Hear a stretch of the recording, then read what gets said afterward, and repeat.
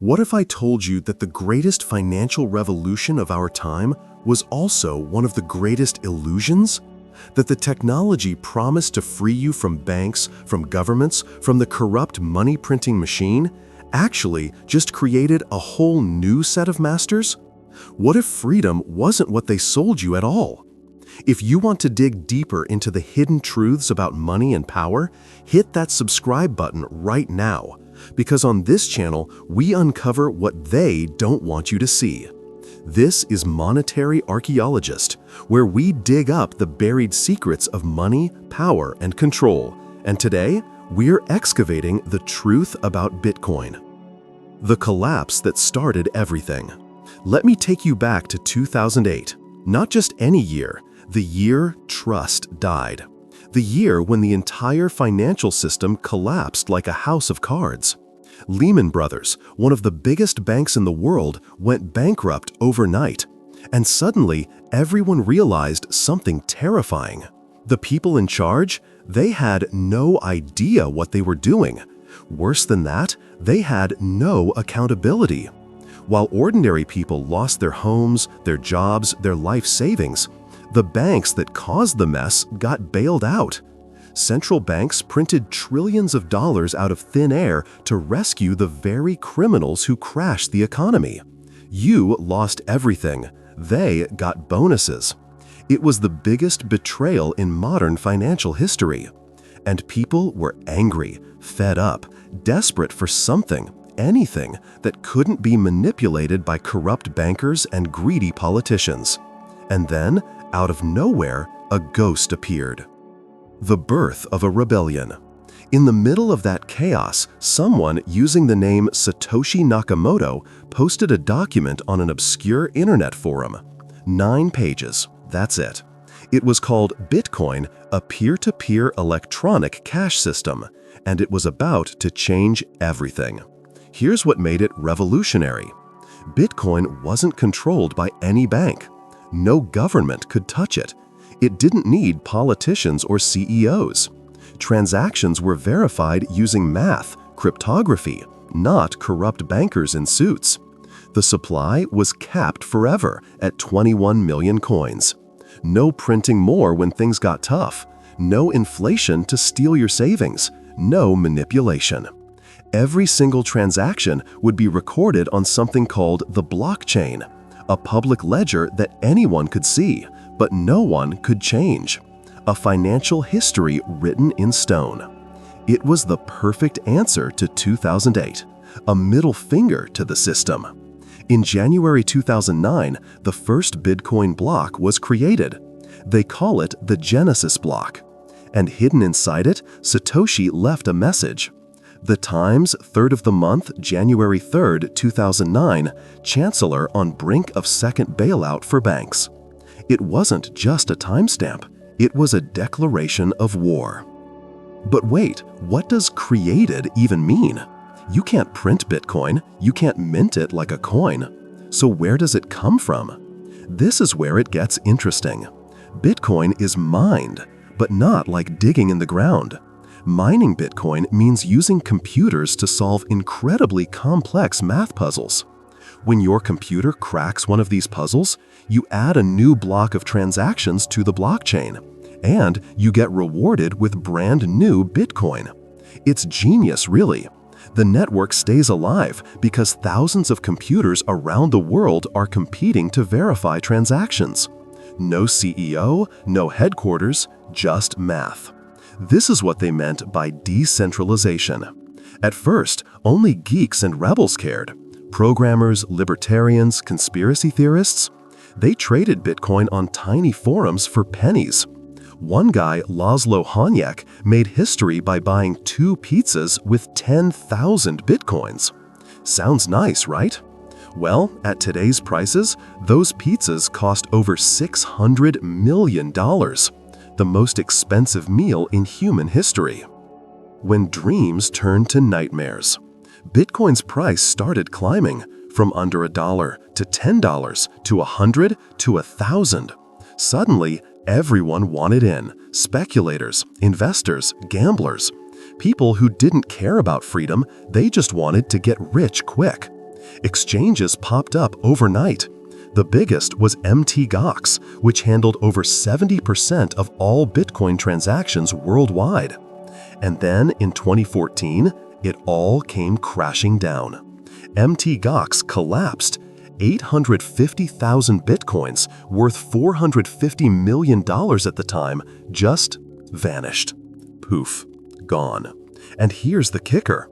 The blockchain recorded every single stolen coin. You could see exactly where they went, every transaction fully transparent.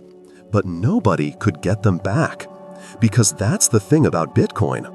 There's no customer service, no regulator to call, no government to step in. Once it's gone forever. The technology worked perfectly. It was the people who failed. And this is where the dream starts to crack. The dark side of freedom. See, Bitcoin removed the middlemen, the banks, the brokers, the bureaucrats. But it also removed the protections. No chargebacks, no fraud department, no undo button. You are your own bank, which sounds amazing until you make one mistake. Send money to the wrong address? Gone. Fall for a scam? Gone.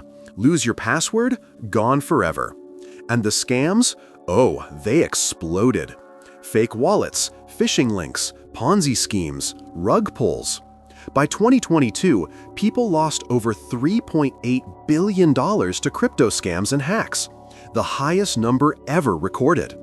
Even if you use cold storage, those fancy hardware wallets everyone talks about, you're still not safe from fraud. Those devices protect you from hackers, sure, but if you willingly send your coins to a scammer, that hardware wallet can't save you. Bitcoin forces you to choose freedom or protection. You can't have both. And yet, people kept believing. Because Bitcoin was never just about money. It was about ideology, a rebellion against the corrupt system. But here's what nobody tells you. Rebellions don't stay pure for long. The country that went all in. Fast forward to 2021. El Salvador, a small country in Central America, did something insane. Its young president, Nayib Bukele, announced that Bitcoin would become legal tender. The whole world thought he'd lost his mind. But Bukele called it a revolution. He said Bitcoin would free his people from dependence on the US dollar, that it would bring financial inclusion to the millions who didn't have bank accounts. The government created a national Bitcoin wallet called Chivo. They gave every citizen $30 worth of Bitcoin for free, just for downloading the app. They installed Bitcoin ATMs on street corners. Tech bros called Bukele a genius, the CEO president. It felt like the dawn of a new era.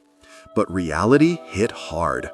When Bitcoin's price crashed in 2022, dropping over 60%, the government's holdings lost half their value. Protests erupted. People couldn't use the app. It froze. It glitched. Scammers ran wild. The average Salvadoran didn't want a volatile digital asset. They wanted stability. They wanted to buy groceries without worrying if their money would be worth half as much tomorrow. By 2025, the results tell the real story. El Salvador now holds about 6,240 Bitcoins, worth roughly $740 million. On paper, they've made a profit of $443 million. Sounds great, right? But here's the truth. Only 8% of Salvadorans actually use Bitcoin. The rest still use dollars for everything. Under pressure from the IMF, who threatened to cut off loans, Bukele's government quietly made Bitcoin acceptance voluntary instead of mandatory. The law is still there, but nobody's really using it. Bitcoin didn't bring freedom to El Salvador. It brought confusion. Because Bitcoin isn't a system, it's just a technology. And without the infrastructure to support it, it only benefits those who already have knowledge, money, and resources. The rich got richer. The poor got an app that didn't work. The invisible rulers. While governments struggled with Bitcoin, a new class of elites was quietly taking control. They're called whales. Whales are the largest Bitcoin holders, people or organizations with tens of thousands of coins. And here's the scary part. Roughly 1% of Bitcoin addresses control over half of all Bitcoin in existence. Let that sink in. A handful of people control half the supply of what's supposed to be a decentralized currency. When a whale moves just 10,000 Bitcoin, about $600 million, it can crash or spike the entire market. And nobody knows who they are. No names, no accountability, just anonymous wallets. In the traditional stock market, this would be illegal. If a Wall Street executive bought stock right before releasing good news, that's insider trading, prison time. If a hedge fund spread lies to crash a stock price, that's market manipulation, also prison time. But in Bitcoin, there are no rules. If a whale dumps coins to cause panic, then buys them back cheaper, that's just called strategy. Employees at exchanges know which coins will get listed next and buy them early. Developers leak information. Private groups coordinate pump and dump schemes on encrypted messaging apps. In the regular world, this is criminal conspiracy. In crypto, it's just Tuesday. Bitcoin was built to remove corruption, but humans built everything around it. And humans learned to game the system, because there is no system to stop them. Bitcoin can't be manipulated by governments, but it absolutely can be and is manipulated by people with enough money. That's not decentralization. That's just a new kind of dictatorship with better technology. The myth versus the mirror. By 2025, Bitcoin has become two things at once: a myth of digital freedom and a mirror reflecting every flaw of human greed. After years of wild ups and downs, Bitcoin's price surged again. The fever is back. Exchanges are buzzing, politicians are tweeting, and everyone's saying the same thing they always say: this time is different. But history never changes. It just wears a new mask.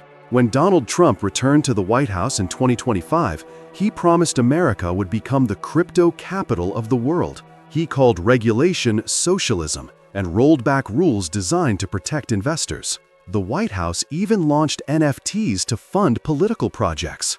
Think about that. The government selling digital collectibles? Crypto markets exploded. Billions poured into new projects overnight. Some were real innovations. Most were scams dressed up in fancy language. Because when there are no rules, lawlessness doesn't look like chaos. It looks like opportunity. The paradox that won't go away. Here's the paradox Bitcoin can never escape. It was created to free money from control, and it worked. But what came next wasn't equality. It was absolute responsibility. You are your own bank.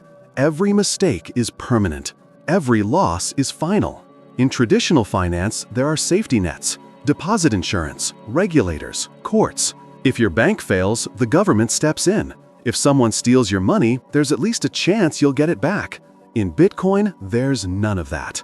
The blockchain records the truth, but not justice. You can watch your stolen coins move from wallet to wallet, trace them across the world, see exactly where they are, and still have zero way to get them back. The ledger is honest, but the world around it isn't. And that's what makes Bitcoin so haunting. It's not that the technology is broken, it's that human nature doesn't run on code. The defense and the divide. The crypto community has a response to all this. Don't trust, verify. Store your coins offline. Use cold wallets. Memorize your seed phrases. Control your own keys. And they're right. If you have the knowledge, discipline, and resources, you can protect yourself. But that's not financial freedom for everyone. That's financial survival for the few. Most people don't want to memorize 24-word codes. They don't want to be their own bank. They want safety, not sovereignty. And that's where the dream falls apart. Because freedom without protection doesn't liberate the masses. It isolates them. Meanwhile, Bitcoin gets dragged down by everything around it. Thousands of new coins appeared after Bitcoin, each one promising faster speeds, new features, the metaverse, NFTs, decentralized finance. The word crypto was born, and with it, confusion. To the average person, it's all the same, a chaotic blur of hype, scams, and crashes. But they're not the same. Bitcoin was built to be digital gold, slow, scarce, solid. Everything else? That's a casino built around it. And in every casino, the house always wins. The system with no referee. The real problem isn't just the scams or the greed, it's the lack of a system. In 2025, countries still can't agree on how to regulate digital assets. Some ban them, some tax them, some ignore them. There's no global standard, no consumer protection, no international oversight. And without a referee, the whales keep winning. Bitcoin removed the gatekeepers, but it didn't remove power. It just changed its form. Instead of central banks, we have central holders. Instead of policymakers, we have influencers. Instead of oversight, we have algorithms. It's still a hierarchy, just rebranded as freedom. The question nobody wants to answer. Here's the truth. Bitcoin did something extraordinary. It proved that money could exist without a state. It showed that trust could be built on math instead of institutions. It was the first successful rebellion against the financial monopoly. And it worked. But every rebellion faces the same test. What happens after you win? Freedom without structure eventually collapses into chaos. And chaos always demands new rulers. Bitcoin has survived critics, crashes, bubbles, and copycats. But its greatest challenge isn't technical, it's moral. Can a currency survive without laws? Can a global market exist without accountability? The answer is still unfolding. Bitcoin doesn't need governments to survive, but societies still need laws to function. Without them, power just moves, from governments to code, from bankers to whales, from regulation to algorithms. It's still a hierarchy, just rebranded as freedom. The real legacy. Maybe Bitcoin's true legacy isn't financial at all. Maybe it's philosophical. It forces us to ask, what is money, really? And can we ever separate it from power? Because even in a world without states, power doesn't disappear. It just finds a new address. Bitcoin kept its promise. It created money beyond government control. But in doing so, it revealed a deeper truth. When you remove the regulators, the powerful don't vanish. They just change wallets. So where does that leave us? Bitcoin is still here, still growing, still fighting.